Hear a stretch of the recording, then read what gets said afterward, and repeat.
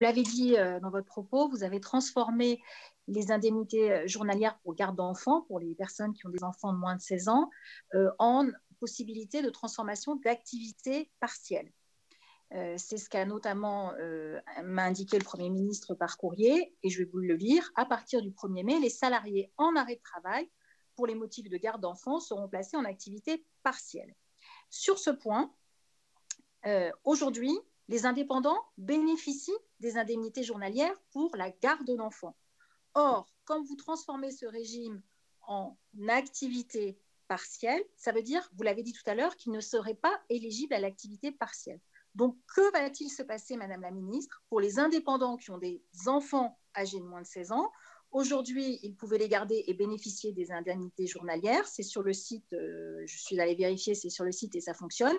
Comme ces indemnités journalières sont transformées en activité partielle, qui ne va bénéficier qu'aux salariés, que va-t-il se passer pour les indépendants qui ont des enfants de moins de 16 ans?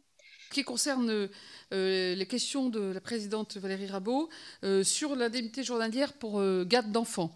Donc effectivement, comme vous l'avez dit, ce sont les salariés qui, à partir du 1er mai, basculent en chômage partiel individuel à ce titre-là. Pour les indépendants, ils gardent le bénéfice des indemnités journalières dans les conditions actuelles. Deuxième question, est-ce que ce régime d'activité partielle et de garde d'enfants sera maintenu après le 11 mai, sachant que votre collègue de l'Éducation nationale nous a annoncé hier que la reprise de l'école se ferait par tranche au moins 3 tranches pour 11 mai, 18 mai, 25 mai.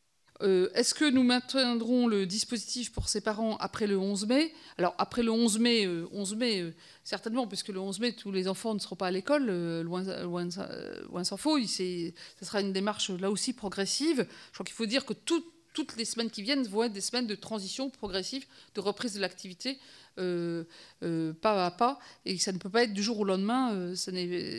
L'arrêt était brutal, mais la reprise est forcément progressive. Et donc...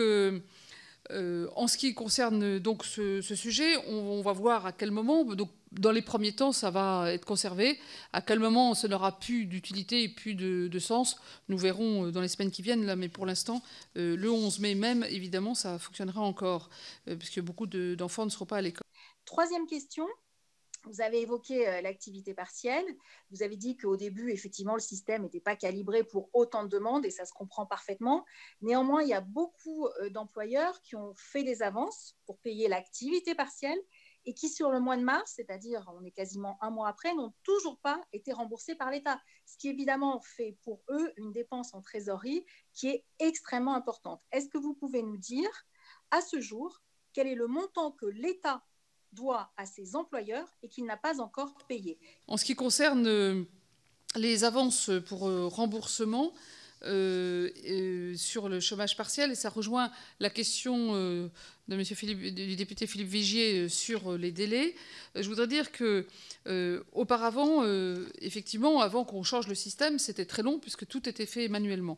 Mais il faut savoir aussi qu'avant, on ne remboursait qu'au niveau du SMIC. Donc, un salarié était égal remboursement au niveau du SMIC. C'était très simple.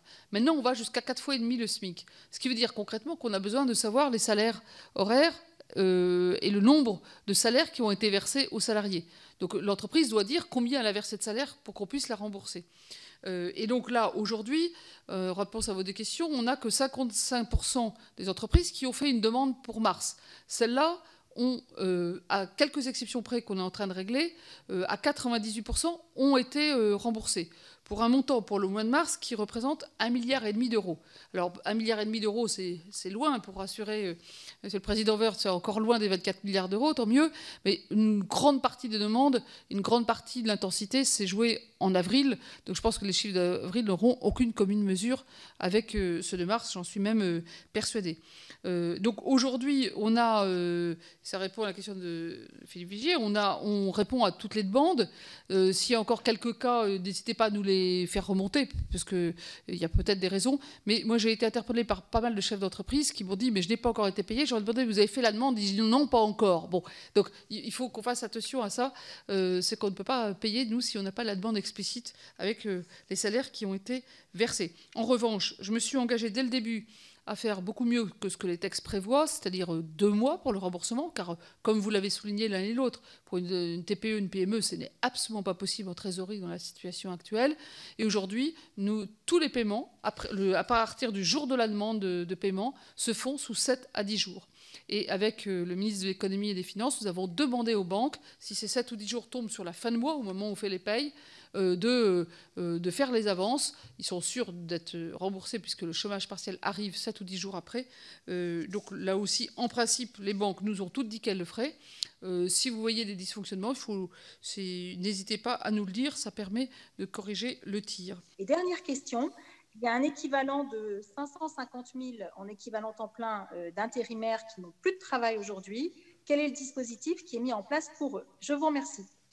Les intérimaires, pour la dernière question de Madame Rabault, Madame la Présidente Rabault, aujourd'hui, on a prévu dans les textes qu'il pouvait être compris par le chômage partiel. Vous avez vu un exemple qui a un peu défrayé la chronique, qui était Eurodisney, qui dans un premier temps n'avait demandé le chômage partiel que pour ses salariés permanents. Et nous leur avons indiqué que les textes leur permettaient aussi de le demander pour les intérimaires. Et c'est 1300 intérimaires qui ont été pris en charge, qui sont pris en charge aussi dans le chômage partiel. Donc tous les intérimaires qui étaient en activité au moment du confinement, nous encourageons les entreprises à les inclure dans le chômage partiel, même s'ils ne sont plus d'activité. Concrètement, si leur contrat est terminé, on peut continuer à les protéger. Et pour le reste, c'est du côté pour les autres, c'est du côté de Pôle emploi, évidemment, que ça se joue. Ça concerne le maintien du niveau de rémunération des employés à domicile. À ce jour, plusieurs centaines de milliers d'assistantes maternelles, d'employés familiaux, d'assistants de vie auprès de personnes âgées ont vu leur activité réduite, voire suspendue, du fait de la crise sanitaire. Et des mesures d'indemnité exceptionnelles ont été prises pour assurer le versement de 80% du montant net des heures non réalisées. Mais, vous le savez, contrairement au dispositif du chômage partiel, ces mesures ne permettent pas que 100% de la rémunération soit versée au niveau du SMIC. D'où ma question, qu'est-il prévu pour compenser auprès de ces familles modestes qui disposent d'une rémunération souvent inférieure au SMIC la perte de 20% de leur salaire net? De M. Boris Vallaud, député Vallaud, sur les assistantes maternelles et les employés à domicile. Alors, jusqu'ici, elles n'avaient pas le droit au chômage partiel. Elles n'étaient pas du tout éligibles. Là, c'est maintenant possible. Et nous avons mis en place un dispositif exceptionnel avec le concours de l'ACOS sur le site du CESU. Là, je voudrais aussi saluer les agents de l'ACOS et le CESU, parce que ça a été monté en 8 jours. Comme pour l'ASP, comme pour la DGFP. Tout ça, c'est quand même des exploits de toutes ces équipes. On a donc renforcé cette protection et notamment nous avons renforcé par rapport au niveau de rémunération, on a renforcé le dispositif par une ordonnance adoptée ce matin au Conseil des ministres qui permet de couvrir toutes les heures chômées par les assistantes maternelles. Pourquoi? Parce qu'aujourd'hui, le chômage partiel est basé sur une présomption de 35 heures. Donc tous les calculs se font sur 35 heures. Or, les assistantes maternelles, aujourd'hui, ne sont pas soumises à la durée légale du travail. Elles ont des modalités différentes de travail et exercent très souvent 40 à 45 heures par semaine. Et donc, tout le surplus entre 35 et 40-45 heures n'était pas pris en compte dans le calcul. C'est désormais, ça sera fait à partir de demain matin, dès que l'ordonnance sera publiée. Ma seconde question est plutôt une alerte. Elle concerne le comportement, j'en suis sûr, en tout cas je l'espère marginal, de certains employeurs dans le secteur privé de la santé. Je pense à la situation de certains hôpitaux privés, de certains laboratoires d'analyse médicale. Un certain nombre d'organisations syndicales nous font état de pression sur les personnels pour contraindre les salariés à solder leurs congés, leur RTT, leurs heures supplémentaires en dehors de toute négociation. Il nous a également été fait état de pratiques de compteurs d'heures négatifs qui permettraient à la reprise de faire travailler au-delà des heures légales sans payer les heures supplémentaires. Et ces entreprises s'appuieraient sur la possibilité exceptionnelle, ouverte par la période actuelle, de déroger au droit du travail. Donc ma question, c'est avez-vous connaissance de ces comportements? Que pouvez-vous faire pour les interdire? Et puis comment pouvez-vous nous assurer qu'il n'y aura pas de dérogation disproportionnée aux droits des salariés à la reprise de l'activité économique? Vous avez fait part, M. Vallaud, des pressions, notamment dans des laboratoires privés, ailleurs aussi, sur les RTT, la prise en compte, la prise de RTT, de congés payés et de jours du compte épargne-temps. Alors là-dessus, il y a deux situations différentes que nous avons précisées par ordonnance. En ce qui concerne les congés payés, le droit commun en temps normal, en dehors de l'épidémie, c'est qu'un employeur peut fixer lui-même les dates de congés payés à condition de prévenir un mois à l'avance. C'est typiquement l'entreprise qui ferme au mois d'août et tout le monde doit prendre ses congés au mois d'août. En l'occurrence, ce que nous avons prévu dans l'ordonnance, c'est qu'une semaine de congés payés pourrait être mobilisée tout de suite avec un délai de prévenance d'1 ou 2 jours, à condition qu'il y ait un accord du CSE sur le sujet. Donc on permet au dialogue social de mobiliser 8 jours de congé. Il y a pas mal d'entreprises qui l'ont fait parce que les salariés sont d'accord pour mobiliser maintenant 8 jours de congé, étant conscients et sur la situation de leur entreprise, de leur emploi et la nécessité de repartir. Mais c'est limité à une semaine. En ce qui concerne les RTT et les comptes épargne-temps, l'employeur peut les mobiliser dans cette période de confinement. En revanche, l'idée d'un compte d'heures négatif n'a pas de sens. Ce qui peut avoir du sens, c'est que dans certaines entreprises, il y a une annualisation du temps de travail. Et à ce moment-là, évidemment, on en tient compte dans l'annualisation du temps de travail. Mais si ce n'était pas le cas, évidemment, ça serait illégal, on contrôlerait et on sanctionnerait. Mais ce sujet, j'ai reçu effectivement l'alerte de plusieurs organisations syndicales, et donc des contrôles sont en cours. Dernière question, elle porte sur le rôle assigné aux services de santé au travail, dont les missions ont été élargies temporairement par l'ordonnance du 1er avril dernier et le décret du 8 avril. L'ordonnance, elle permet la prescription par les médecins du travail d'arrêt maladie en rapport avec le Covid-19. Elle permet aussi de procéder à des tests de dépistage. Je ne crois pas que le décret d'application ait été pris, mais vous nous le direz. 2 questions précises qui vont concerner des millions de salariés du secteur privé qui sont légitimement inquiets. S'agissant des arrêts maladie, sous quelle forme seront-ils délivrés? La reprise après arrêt sera-t-elle également à la main des médecins du travail? Et dernière question, j'en resterai là, s'agissant des tests. De quels tests parlez-vous? Des tests diagnostiques PCR actuels sont réservés aux laboratoires d'analyse. Il n'y a pas de tests d'orientation rapide sur le marché. Conclure, les prescripteront-ils? Les réaliseront-ils? Et qui les financera? Les services de santé au travail, oui, en ce qui concerne la prescription des arrêts maladie par les médecins du travail, le décret va être prochainement publié. Vous avez raison, il n'est pas encore publié. Les visites de reprise d'arrêt du travail pourront avoir lieu, notamment pour les plus fragiles. Ça fait partie des visites qui doivent être maintenues. Je l'ai dit, toutes les visites d'embauche ne seront pas nécessaires dans cette période-là, mais absolument pour les personnes les plus fragiles. Et par définition, si elles ont eu un arrêt de travail, ça doit être traité de la même façon. En ce qui concerne les tests, nous avons pris un peu une mesure par avance, en se disant que lorsqu'on prenait une ordonnance sur la médecine du travail et les services de santé au travail, peut-être que quelques semaines plus tard, nous aurions besoin, dans le cadre de la mobilisation générale autour des tests, de concours de tous les médecins et services de santé, y compris ceux au travail, ce qui n'est pas possible dans la loi actuelle. C'est pour ça que nous avons pris une ordonnance sur le sujet. Aujourd'hui, ça n'est pas opérationnel puisqu'il n'y a pas de généralisation de tests ni de logistique sur le sujet. Et c'est évidemment le ministère de la Santé qui prendra la décision et l'orientation pour savoir quel type de test, quand, dans quelles conditions. Je rappelle simplement qu'évidemment, le secret médical devra être protégé puisque le résultat du test ne peut pas être un livre ouvert pour l'employeur. C'est pour protéger le secret médical en entreprise. Mais donc ça, c'est je dirais par anticipation, une capacité à mobiliser les services de santé au travail. Et je pense que dans quelques semaines, il est possible que le ministère de la Santé souhaite les mobiliser aussi sur ce sujet. Et donc, les textes seront possibles. Oui, Monsieur le Président. Bonjour, Madame la Ministre. Madame la Ministre, je vais vous poser une question très claire, parce qu'à l'issue de cette réunion, je vais téléphoner à 2 chefs d'entreprise, 2 artisans de ma circonscription, qui m'ont sollicité. Alors d'abord, c'est l'entreprise Bordenave à Bidos, ce sont des carrossiers. Ils veulent reprendre l'activité, ils ont d'ailleurs des véhicules d'entreprises, de gendarmes, de pompiers, etc. à réparer. Ils souhaitent pouvoir faire des tests à l'ensemble des salariés qui vont venir travailler. Ils font comment? Deuxième chose, je vous pose la question et je voudrais un mode opératoire parce que j'ai déjà posé la question par ailleurs. Il m'a été dit que ce n'est pas possible. Deuxième chose, j'ai un charpentier, M. Flous, à Orthez, qui lui souhaite pouvoir disposer de masques pour pouvoir travailler avec ses salariés. Il n'y en a pas. On fait comment? Alors, vous nous renvoyez au 11 mai. Mais vous avouerez, Madame la Ministre, que d'abord, c'est dans 3 semaines et que deuxièmement, vous n'êtes pas responsable de cette situation. Vous avez, sur les questions qui sont les vôtres, je crois, administré très correctement les choses avec votre administration. Mais sur ces points-là, c'est-à-dire les barrières en termes de sécurité, vous avouerez qu'on est véritablement dans l'improvisation la plus totale, alors que nous sommes à 3 semaines d'une reprise d'activité souhaitée, même si elle est progressive, souhaitée par les pouvoirs publics.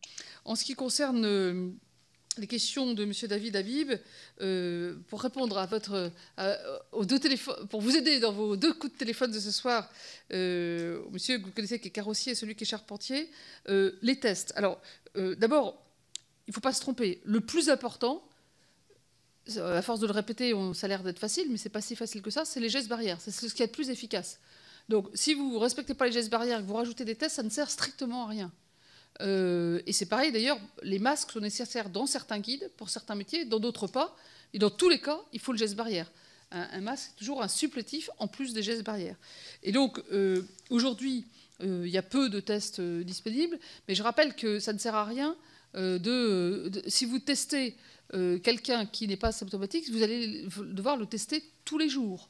Donc le plus important, c'est qu'on puisse aller vers un test progressivement de tous ceux qui ont des symptômes et qui voudraient ou envisageraient d'aller travailler ou se retrouveraient à avoir des symptômes le jour où ils seraient au travail. En ce qui concerne le monsieur qui est charpentier, c'est alors vraiment le guide spécifique au bâtiment est extrêmement précis et je crois qu'il lui donnera toutes les réponses. Dans ce guide, on dit que pour certaines situations, il faut des masques. Pour les autres, non, ce n'est pas nécessaire, mais il y a certaines situations qui relèvent d'ailleurs du bon sens. Quand vous faites 2 personnes qui portent quelque chose de lourd ensemble et qui sont à moins d'1 mètre, là, absolument, il faut un masque. Il y a des solutions alternatives sur certains sujets, mais il y a des sujets où il n'y a pas de solution alternative. Solution alternative, typiquement, c'est sur le déplacement. On va en plusieurs véhicules et on n'est pas les uns à côté des autres. Mais il y a des situations où il faut des masques. Alors aujourd'hui, il y a un site spécifique là-dessus qui dit où on peut acheter des masques aujourd'hui pour tous les professionnels. Donc ce site existe déjà, il est sur le site du ministère de l'Économie. Il y a déjà plusieurs producteurs qui vendent des masques professionnels, donc il peut en acheter dès maintenant. Aujourd'hui, encore une fois, tous les métiers en ont pas besoin. Certains métiers en ont besoin. Et je pense qu'il peut le faire dès maintenant en attendant. Deuxième chose, Madame la Ministre, je souhaite vous interroger sur les ordonnances. Alors, celle du 25 mars, la réduction du temps de repos, l'extension du temps de travail, mais aussi celle du 15 avril sur les règles applicables aux jours de congé des fonctionnaires et des agents contractuels. Envisagez-vous de prolonger ces dérogations au-delà du confinement? Et c'est oui, comment allez-vous assurer la protection effective des salariés? Enfin, je vais conclure mon propos en vous disant, Madame la Ministre, que le vrai enjeu pour nous tous, pour vous, mais pour nous aussi, y compris les députés de l'opposition, c'est de rétablir de la confiance pour que les générations qui viennent, et notamment les plus jeunes, puissent demain ne pas se sentir complètement négligées par notre société. Et donc, le travail de demain, c'est d'avoir un véritable plan massif de retour à l'emploi pour les Français et pour celles et ceux qui rentreraient sur le marché du travail après avoir obtenu, à la fin de ce printemps, leur diplôme. Je vous remercie. Alors, je partage totalement votre point de vue, sujet qui a été évoqué par certains autres députés. Il ne faut pas que la jeunesse, qui subit déjà une dette d'État, une peur sur le coût de la transition écologique pour eux et leur avenir, et aussi se retrouve dans la situation en disant « mais ça nous fait reculer par rapport à notre avenir ». Le chômage de masse des jeunes a été terrible depuis 20 ans. Nous étions en train de commencer à le faire baisser. C'était encore modeste, on était encore à 18%, mais on venait de 21%. Il ne faut pas qu'il y ait de la désespérance dans la jeunesse. Ça serait, je pense, la pire des choses. Donc, pour moi, dans le plan de relance qu'on aura à débattre, et sur lequel il faudra travailler dans les semaines qui viennent, encore une fois, c'est un travail des semaines qui viennent, je pense que la jeunesse fera partie des grandes priorités, à travers l'apprentissage et pas uniquement. Je pense que ça sera une de nos grandes priorités. Ça serait, et je pense que je me réjouis de voir que vous êtes plusieurs à l'aborder, d'ailleurs de toute famille politique, parce que je crois qu'on aura besoin d'une vraie coalition nationale, élan national, pour permettre aux jeunes de se projeter dans l'avenir et leur emploi.